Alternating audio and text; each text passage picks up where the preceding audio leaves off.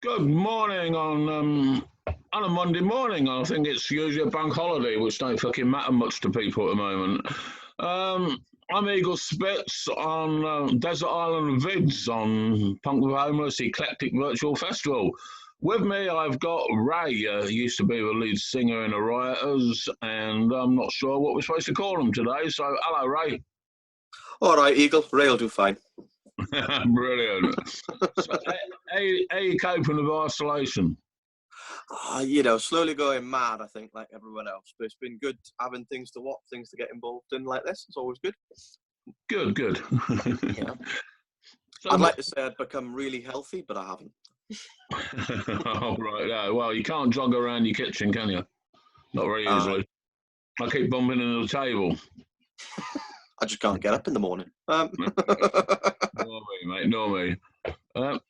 We met, bloody hell, I can't remember how many years ago. About 4 years, was it? 5 years? I think it'd be a 5 year ago. I think it's 2015 coming up this year. It'd be if first year Colin joined the Rioters.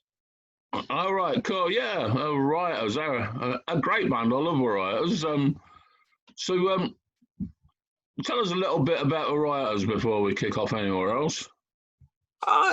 We were formed up under various incarnations in London in 2014. We went through solidly. It was me and John at the beginning, and we went through several sort of bases. The first one was someone who'd moved down from North Wales with me, and then he went home, and then we went through a couple of drummers. And in the November 2014, we found Colin because he happened to know a friend of mine that I knew from being pissed in New Crossing, and we kind of spiraled off from there.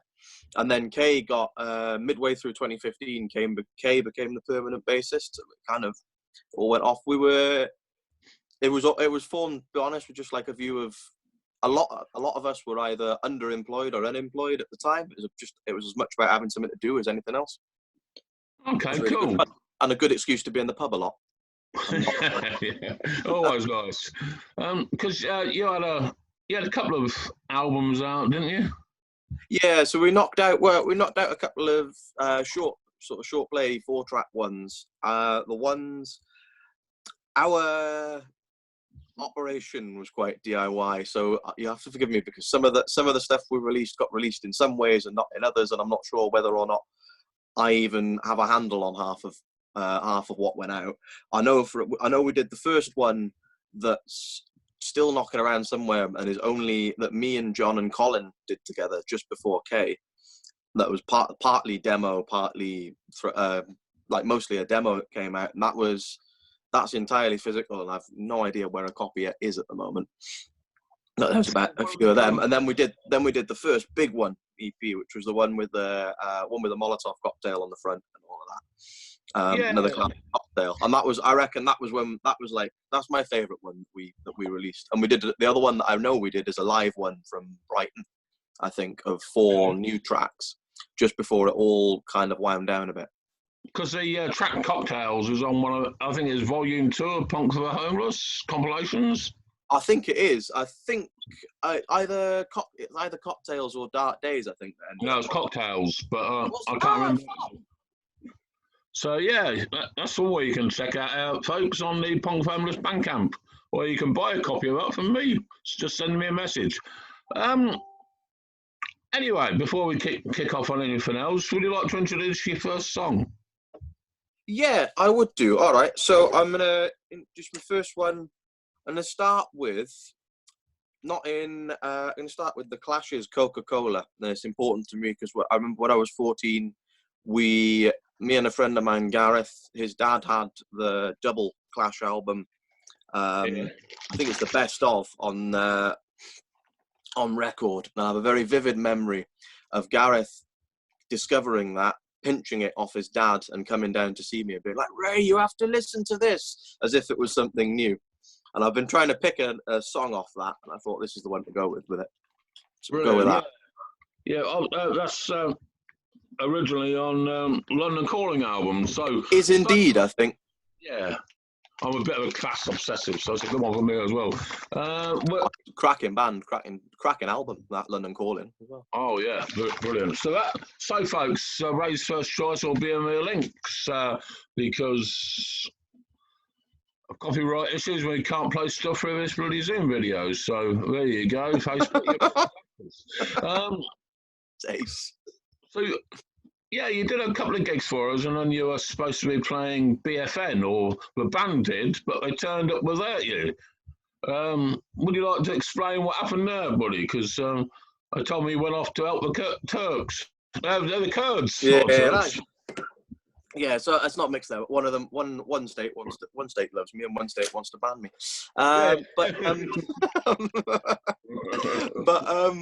What was it? Yeah. So that would have been BFM 2017, wouldn't it? Yeah, I think so. I think I was still free at that point, because I think I was still talking. I think I messaged Colin while he was there to tell him to give you my love, actually. But I've always been active in various bits and bobs over the years. I've been an active member of my union whenever I've been at work. I've been active doing stuff outside it. One of the things I was doing in 2017 was teaching English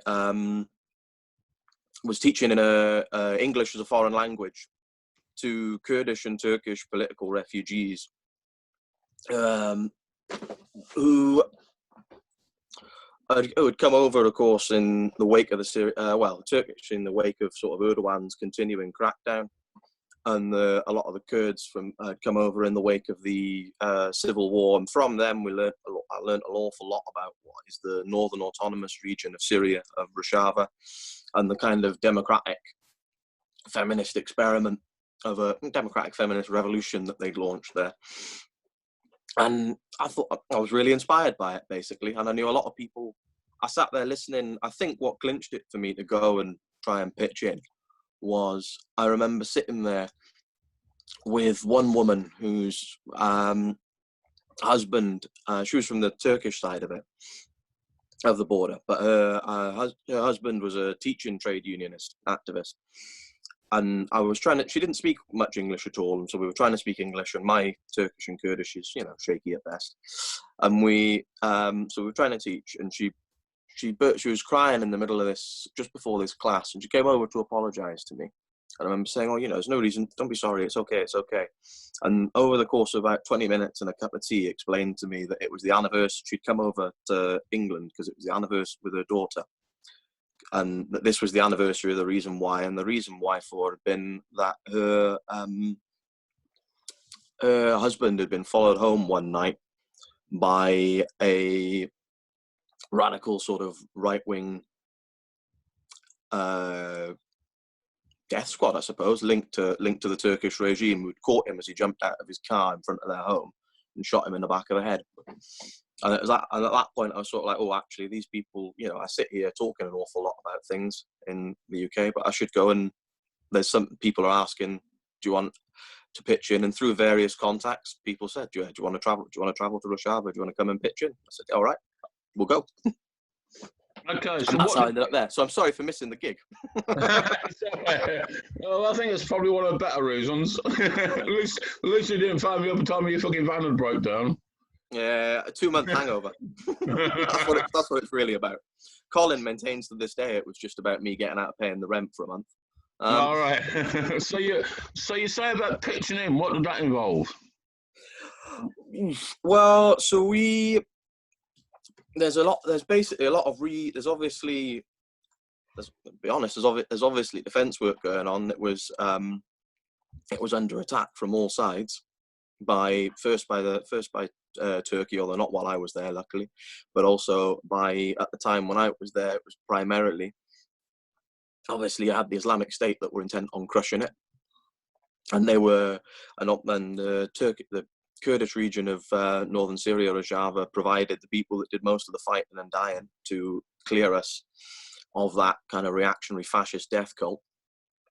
But there's lots of reconstruction work going on as well. So it's things, they'd been smashed in 2014 by IS and then recovered and pushed them out. And there were things like there was work to be done in terms of rebuilding towns and villages. We were driving through places that had been leveled by ISIS and by the fighting, basically. So obviously people need homes again. There's work in hospitals. Lots of friends of mine who had a bit more medical training went to do things like that. And there was work as well, doing stuff. One of the things that I wanted to do was use some of the technical skills in terms of recording to help them do English language comms and like explain to the world what they were doing and what was going on, because I felt like it was something that it wasn't as if we didn't hear about it in the West, but we heard about it primarily through the BBC talking about how they were our ally on the ground fighting ISIS, and we didn't hear about all the other stuff that they were doing, all the sort of radical in the middle of this region that has had a very hard time for the last several hundred years, particularly from what we've inflicted on it as the Western imperial powers. They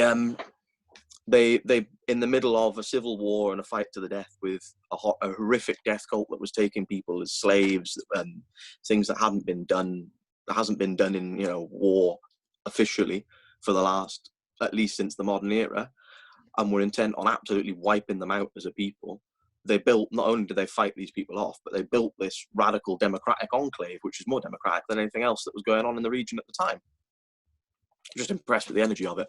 So I wanted to sit there and help. I wanted to help them explain that to the English speaking world. Okay, excellent stuff. So we'll move on to your second song then. Right. So the second one I want to go for, we sort of chronological order. So this is a band that's really important to me growing up, because they were.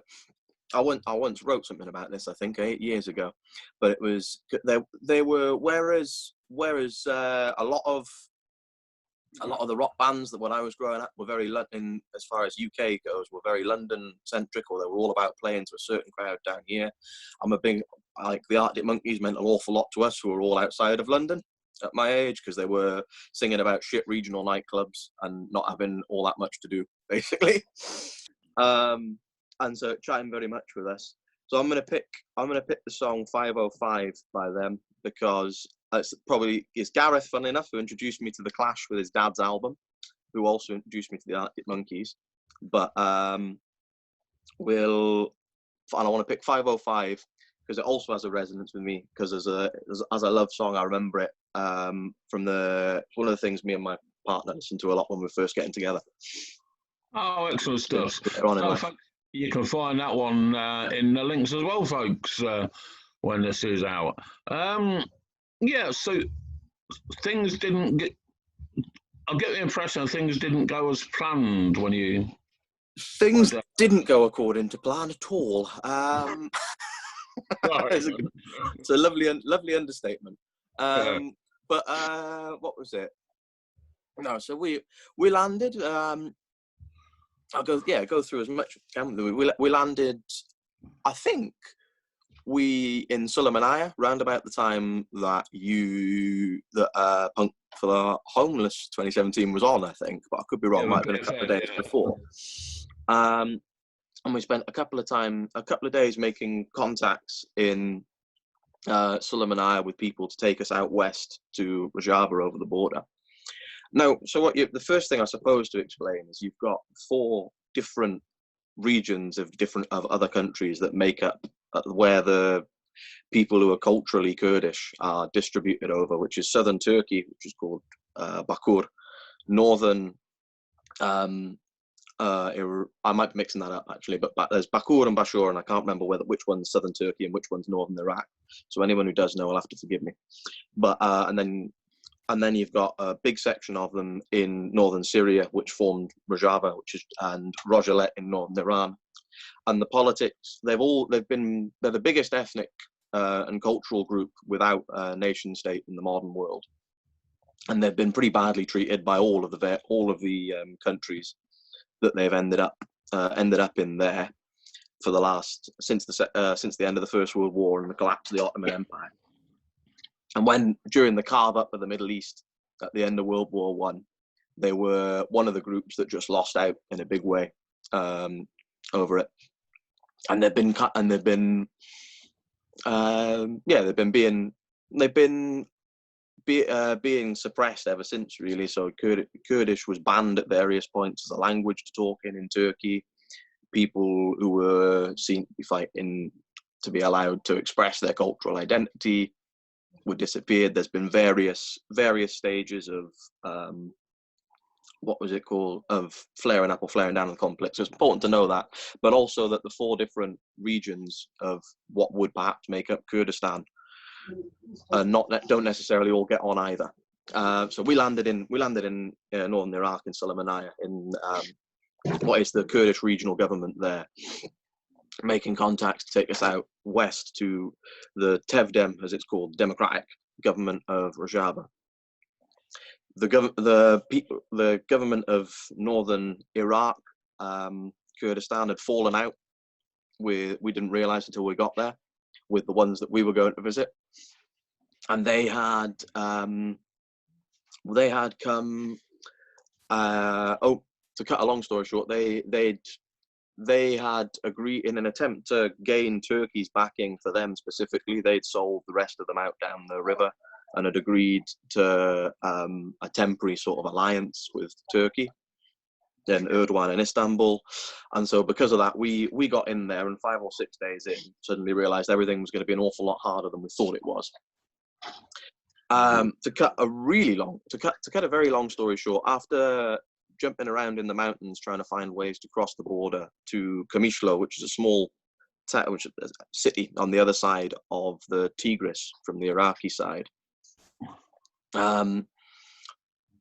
we were jumped by a Peshmerga Kurdish, northern Iraqi Kurdish army patrol that found us.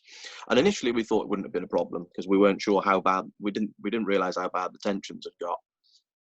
But through the course of the next 2 hours, we became very aware that they weren't going to let us just go on our way out west. And then we found out that they'd cut this deal with Turkey, and they regarded us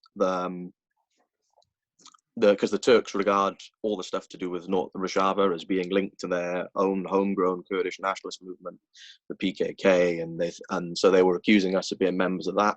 So they asked for our extradition, essentially. But so we got pinched by this Peshmerga patrol. The first night was all right in the jail there. It wasn't too bad. We had a nice chat with the commander of the post, and he took our passports off us. There's no way we could run off anyway. We didn't know where the fuck we were.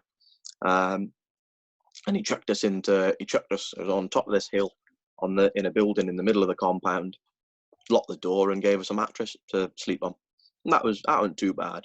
And then it got steadily worse from there. We were after that we were driven to another city and handed over to another command post. And that's when we thought things were getting weird, because initially we thought it could have been just a misunderstanding. They might have, mixed up what was going on.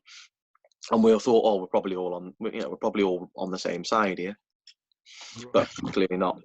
So we got handed over to we got handed over through 3 different towns until we ended up in a military prison that was just outside, I think outside a town called Dahok, but I haven't yet been able to work that out exactly on a map because we were blindfolded for most of the drives.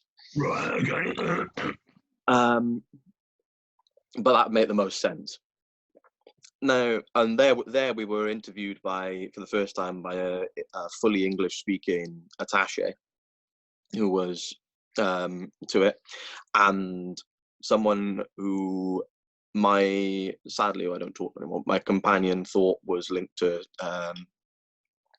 Turkish intelligence, who was trying to find out initially when they started interrogating us, we still thought, oh, it's just a misunderstanding, because they were like, oh, you ISIS. We're like, no, not like, obviously, like, no, you've got this all wrong, completely the other way around, mate, like, no worries. Like, and then they were like, and then when we told them we were there for Rojava and Western Kurdistan, when that they didn't get any happier, and that was when we were definitely like, okay, something's wrong.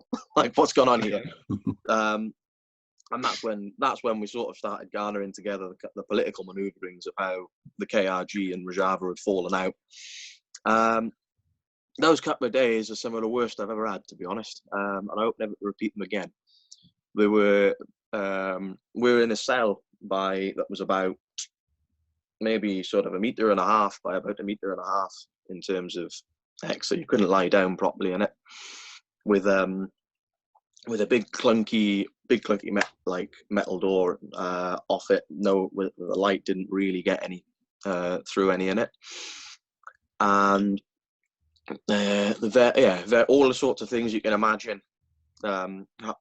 I think the worst bit of it was being driven out to a point in the desert, blindfolded, and having them flick Kalashnikovs at us and go, right, we're going to shoot you. And then I thought, this, all right, that's it. Then we're done. And then he pulled the trigger, and there's nothing in it. But it's just all about shitting us up. And when he pulled the trigger and there was nothing in it, I think I burst. I don't know. I think I must have burst out into tears. I was really relieved. Right, yeah, I bet. Yeah. I bet. But that was a weird, yeah. So that was, and then a couple of days after that sort of thing, we were then driven back down. They must have decided that we weren't. I think at that point, what must have happened. So I'm piecing this together because I don't actually know, because I wasn't party to any of the manoeuvrings, because obviously I was busy in a military prison being used as a political football. But I think what must have happened is either the Iraqi central government, which still nominally has sovereignty over the KRG in northern Iraq, or still did at the time, or the British Foreign Office got some sort of wind of where we were, and some word must have been put in somewhere, because we weren't deported straight. We weren't put on a flight and deported off to Turkey to be tried as enemies of Erdogan and the Turkish state, which is what the Turkish state requested. We later found out. I can't go on holiday anymore. No more cheap holidays to Anatolia or anything. But we went down. So we ended up in, where did we go? We ended up after a very long drive, and I've still looked at a map to work out the route, and I can't work out why it took so long. But never mind. We ended up in a big communal, normal sort of holding cell in Erbil, which is is an amazing city, by the way. I recommend, when everything dies down, if anyone ever gets a chance, I highly recommend visiting it. It was lovely. Just don't do it that way. Book a package flight or something. Yeah, exactly. Skip the jail, go and see the fortress where Alexander the Great left a tablet. That was more interesting. Right. But yeah, we had a good 40, I think 36, 38 days in there. In there we met, we were bricking it. By this point we'd heard stories about it. We knew that the KRG were turning on us as a way of trying to garner favour with Turkey. We knew we weren't going to be like, or we thought, oh shit, like we didn't, and we just come out of the military prison. We didn't think this was going to be much better, to be honest. And we were sat there wondering whether or not we were going to get deported or extradited off to Turkey to be tried or what. And we'd heard stories about them. Since then, we'd heard stories about them trucking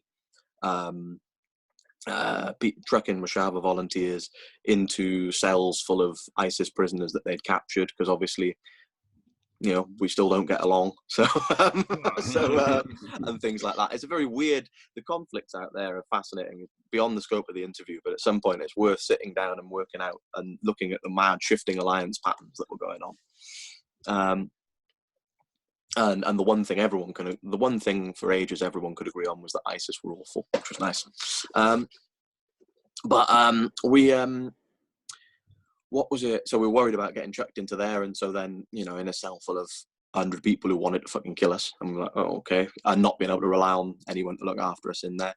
And we walked through, and it's the second most relieved I've probably, or third maybe, I've probably felt, was we walked in, and this Brazilian fella got up and went in perfect English goes, "You're the new guys." And suddenly I'm like, what? Hang on. And it turned out there were another bunch of international, not just Kurdish, but international Rojava volunteers in that cell with us. And suddenly we're like, all right, thank God we're not on our own anymore, at least. You know, there's other people who agree with us, who are part, who understand, who have some of our politics perhaps, who, and at the very least, you know, they're all right, basically. So we got stuck in, and they'd been funnily enough, they'd been picked up 6 days before us, for it, and had a very similar experience. Lovely people, lovely guys, and I owe a great deal of my remaining sanity to Louis, the Brazilian fellow, as he was an absolute rock of a man. Mad box of frogs, like. Brilliant. Most of the best people are. Yeah, exactly. But he was lovely, and also a bit of a language whiz as well, by all accounts. Like, he was chatting to me. We had a really, like, it was nice. Once we got to that point, the two big problems we had in the civilian cell was that we had no contact with the outside world for ages. And we didn't know what was going to happen to us, so we were still waking up every night, and every time a guard walked down this corridor. The cell was perhaps there was 120 of us in it at one, when it was at its busiest, and it was perhaps sort of half a swimming pool long and maybe like half a swimming pool wide as well. So it's pretty cramped, as you can imagine. Yeah. Smoke. Absolutely, chain smoking. That was the one thing we didn't. Later on, about midway through, someone got hold of a chess set, I think. But the only things to read in there was an Arabic version of the Quran, which is a shame because, to be honest, I'd have been happy to read it if it was in English, but I can't read Arabic, and there was nothing else. We did ask at one point whether there was like a paper or anything anywhere, and that never got to us. So there's no contact at all with the outside world. There was apart from there was a telly with sort of Middle East. Oh, hey Maggie, with Middle East telly in the top, like news on, but we didn't understand any of it. And they would flip through that. They'd watch. Like, it got much better when we got to the civilian holding cell, as I said, but still kind of maddening in its own way. But I got really into, for example, some strange Middle Eastern soap operas during that time because there wasn't anything else to do. Even though I didn't understand what was going on exactly, you know, you sit there, you're like, ooh. And there's some police. I've still been looking ever since for a police show that they watched. It was great. It must have been like sort of Kurdish Bill or something like the Bill. Oh, right. And it was amazing because it was all like well over the top as well. You know, they were coming in doing these raids, doing this like parkour over stuff and things like that. It's fantastic. Really funny, and you need bits like that. But anyway, yes, the long and short of it is we got in there at the beginning. We met Louis and the other internationals that were in there, which was nice, and we settled in, not trying to make the best of it, really, not knowing what was going on. The main focus for all of us who were the international there was trying to find out whether or not we could contact embassies or anything like that, so that we knew at least someone knew where we were. I think about 7 days into our stay, the Frenchman got out because his ambassador came in and kicked up a massive fuss and took him out. And they actually, to be fair to the French, they actually treated him very well when he got home, because I think they understood that, you know, actually that basically that what he was doing wasn't an awful thing. It was a good thing. Our government's always been a bit shakier on that. They're not, you know, they can't decide whether or not they want to prosecute people for fighting ISIS, or whether they want to send support, as is normal, you know. Yeah. But yeah, so the French guy got out about 7 days in. We got to speak to our ambassador about 14 days in. That was the first time when we really thought, oh, we might be in somewhere. We then didn't hear anything. We might be able to get out. Everything might be okay. We might not be about to be deported to Turkey and tried as anti-Turkish terrorists or something, which obviously we're not. It's ridiculous. we were, what's the word?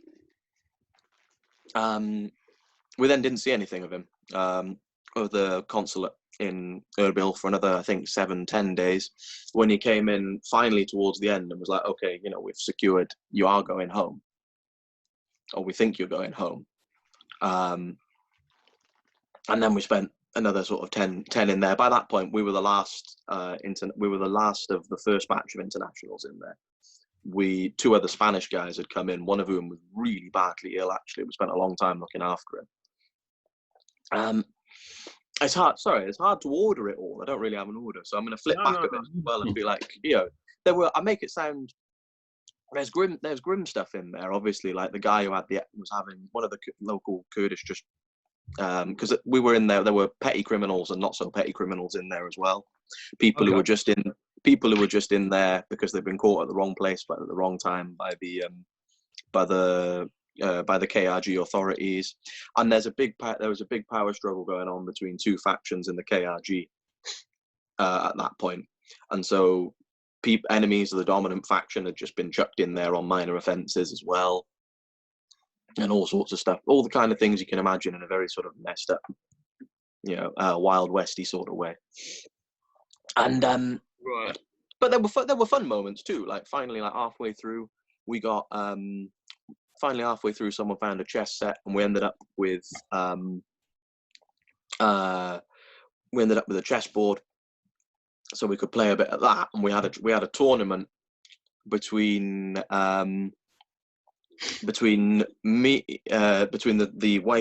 YPG Rojava volunteers, with me, the Brazilian Louis, and another fella. 3 guys who were Northern Iraqi Kurdish, and 2 2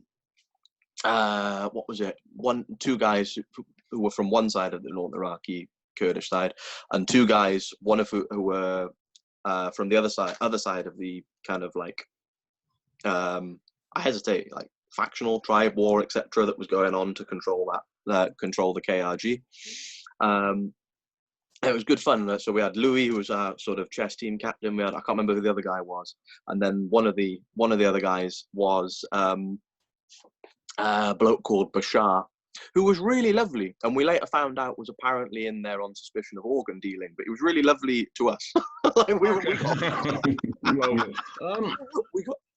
we got on fine. We're going to start closing down a bit, mate, because we're going to be running out of his Zoom time. We've got 4 minutes That's left. Absolutely worth it. I was going to say, it's more. You could go on about this until the. Yeah, well, it's fascinating stuff, and hopefully you got help when you got back home.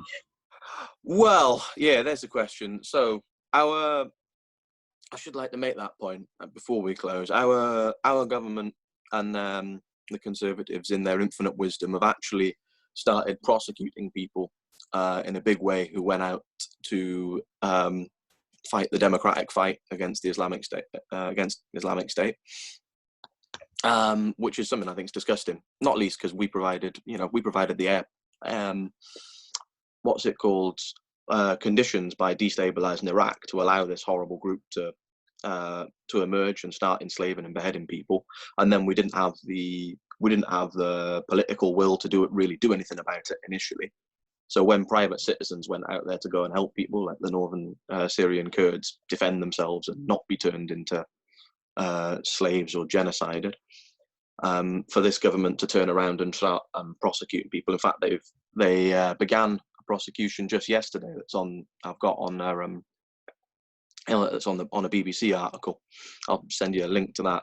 Oh yeah, brilliant! In the middle of all this crisis, of course, one of the biggest things apparently that's in the public interest and the public good is prosecuting democratic volunteers for liberty against the most reactionary sort of fascist death cult that's appeared in the last 10 years. It's not surprising, unfortunately, is it? Sadly not. You know, the game of politics goes round and round and round and round, isn't it? Right. Could we get you to introduce your last song, buddy? The last one I'm gonna go with is gonna be very important. When I first moved down to London, even though it Pogues, Thousands Are Sailing. I like it because it captures some of the migration experience. I didn't go nearly as far, but moving down to London was a big thing for me. I lived in some small rooms, tricky places, and I used to listen to this as a way of being like, oh, I'm back home in Wales. Right. Even though it's Irish. Yeah, again, folks, you can catch that in the links. So thanks for being on, Ray. It's always a No pleasure problem. to talk to you, mate. Yeah, always a pleasure, Hugo. See you again soon, mate. Yeah, see you, mate. Bless you.